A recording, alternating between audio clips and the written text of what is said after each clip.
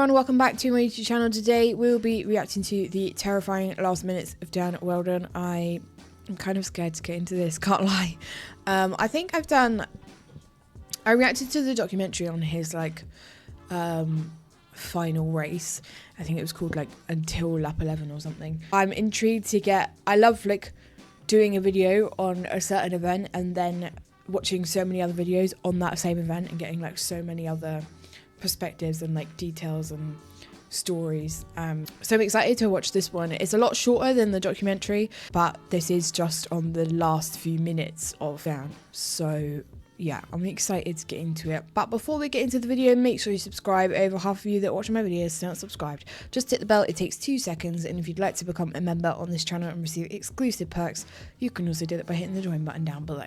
In the high-speed world of IndyCar racing, Dan Wheldon was a force to be reckoned with. But I think it's been a while since I did the reaction to the documentary, so this is going to be a bit of a refresher. At an age when most kids were just learning to tie their shoelaces, young Dan was already steering his way along the... Of course he was. Dan began go-kart racing at the age of 4, but to participate in competitive racing due to age restrictions. During this waiting period... Understandable. You're going to put a 4-year-old into a competitive karting series? In 1996, Dan had the opportunity to switch over to automobiles. However, the financial demands of advancing his racing career in the UK proved to be more than his family could afford, which led him to relocate to the US in 1999. This usually the way it goes in the UK. It's just too bloody expensive over here.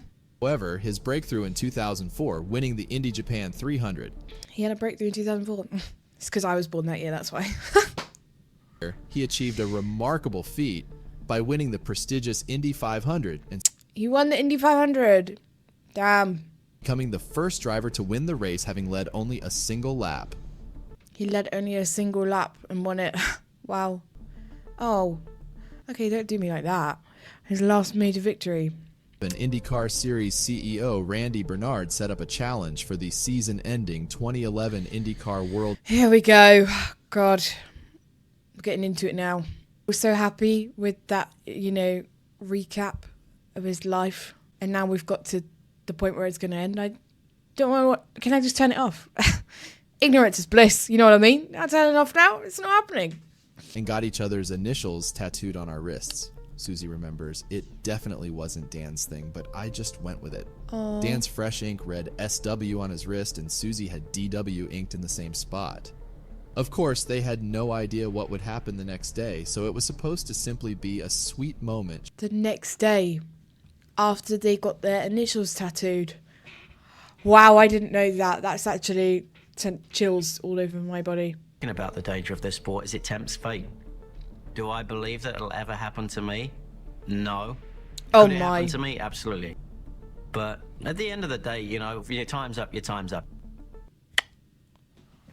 Jeez. When you hear things that people have said a day or 2 days before they pass. God, it just makes me feel really eerie. I can't describe it. Ooh. By the end of the 10th lap, the 34 participating cars were all on the lead lap, spanning roughly 1/5 of the track, a gap of about 4. It's just mad how within seconds anything can change. Dramatic turn with a significant multi-car collision involving 15 cars in turns 1 and 2. The incident started when Dan's teammate, Wade Cunningham, made contact with another driver, James Hinchcliffe, triggering a series Imagine that your teammate caused collisions. Cars in the impact, setting off a chain reaction typical in racing. This initial collision led to a pileup causing subsequent chaos on the track. Another race car driver, Vitor Mira, lost control in an attempt to avoid the wreckage, and 2 more cars ended up crashing into his car. I'll never not watch that footage without feeling sick in my stomach.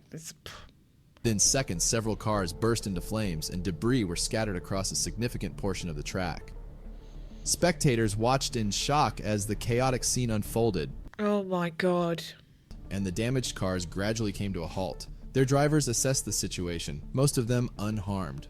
All but one, Dan Wheldon. Everyone was just waiting for him to get up and walk away from the site. I got chills, and not in a good way. Sadly, Dan was declared dead upon arrival 30 minutes later. He died at the age of 33. 33, that's so young. No one deserves that. 7 was the only number displayed on the large scoreboard. An emotional Dario Franchi. Oh no, this footage kills me every time. It's the tribute laps that they do. When I watched the documentary, I was sobbing. Oh yeah, it's when they started playing Amazing Grace. No, I lost it. And then watching all of these grown men cry. Oh my god. It's too much. We can't race in a pack. You just can't in open wheelers. There's no room for error.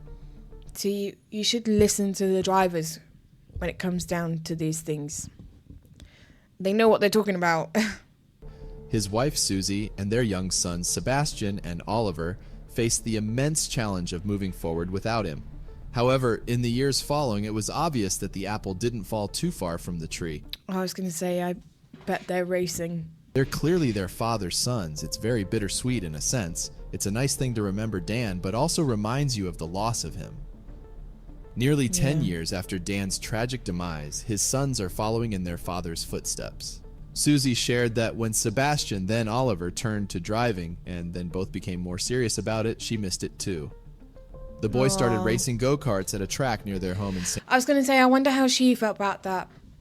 Because it's like a constant reminder. The fact that she said she missed it. It's quite nice. I'm going to cry at the end there. That was... This is what I mean though, I love watching multiple videos on the same event but getting all the different angles on it. The documentary was based on just the racing side of it, whereas this video talked about how he had a family and he had these 2 sons who are now into racing and all of this stuff. And the fact that the day before he died, him and his wife went to get tattoos of each other's initials, obviously not knowing what was going to happen the next day, that just speaks volumes. I had chills all over my body when they said that. I was like, oh my god, wow, you went and got these tattoos and then obviously you have no idea what's going to happen the next day, and then he obviously passed, and that's, just mental. So yeah, I did really enjoy that video. So with that being said, if you have any other videos that you'd like me to react to, drop them in the comments. I'm working my way through everybody's suggestions at the moment. If you did want to check out any of my other socials or become a Patreon member and get early access to videos like this, then you can do all of that down below. And if you want to become a member on this channel and receive exclusive perks, you can also do that by hitting the join button down below. But I hope you enjoyed today's reaction, and I will catch you next time for the next one. Bye!